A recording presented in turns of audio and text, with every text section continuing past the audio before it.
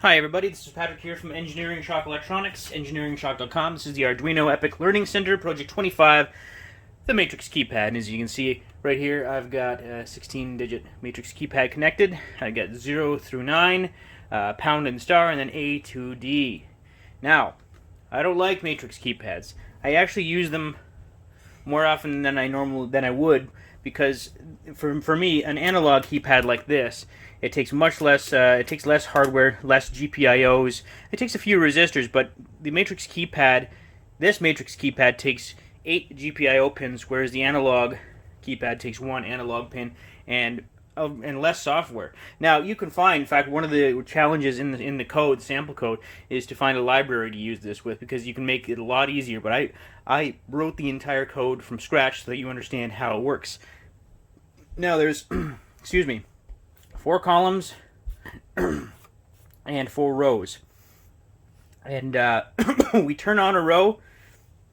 On one row, check all the buttons on that column, and then turn that row off. Then the second, check all of the columns, turn it off. Turn the third row on, check all the columns, turn that one off. Turn the next row on, check all the columns, and rinse and repeat in a while loop until one button is pressed. It says, okay, which button is that? It places the result in an integer, or the hold integer, and then it's printed to the serial monitor right here, through here. And so that's what the code does. It's very simple. It's print what button is pressed. So what the result will be, well, it'll be 0, 1 through 9, 10, 11, 17, 18, 19, and 20. And so it's a very simple piece of code. I'll be using for most projects the analog keypad, but you're not going to find analog keypads in form factors like this, or, hold on for 1 second, like this. So yes, if you want to work with nicer keypads than one that's actually on the printed circuit board itself, you're going to want to use a Matrix keypad. Let me show you a few more. I've got all sorts of them lying around. Many of them are very similar, but they all work the same way: rows and columns. So let's put it together. I'm going to take off all of the wires, and without stopping the video, what I'm going to do is I'm just going to tell you what to do. So here is where the Matrix keypad connects. Right on the top here, it connects with this facing forward. Just like that. Easy peasy, lemon squeezy. Now, we want to connect the these pins, and they're labeled 1 through 8. And we're going to connect GPIO 6 to 1, 7 to 2. And this is all talked about in the connection section of the code. GPIO pin 8 to 3, 9 to 4. I'm sure you can see the pattern here. 10 to 5, 11 to 6, 12 to 7, and 13 to 8. And that's all we need to do for this project. Now, what I'm going to do is I'm going to program the code, and I'm going to open up the serial monitor on my screen. I'll go to the Tools menu. Let's see if my camera goes out of focus here. Yep. There we go. Matrix keypads. And so now I'm going to press 1 on the keypad. Okay, I'm going to press 2. I'm going to hold it. And then I'm going to let go. Now I'll press 3,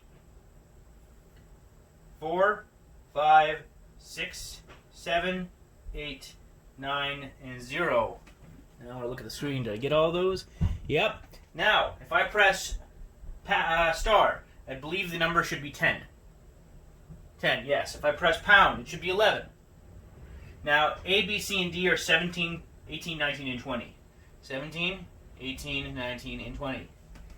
So the code is broken down in all the decoding functions. There's 2 main functions, and that's get button, which waits for a button to be pressed, and when a button is pressed, it saves the value in the hold integer, and then the button let go function is called. And what that does is it sets a Boolean function to true, which ends 2 while loops, and it also waits for all the buttons to let go. So if I press a button, the code is going to wait for me to let go before it prints the value to the screen. So again, I'll press 1, and nothing's going to happen.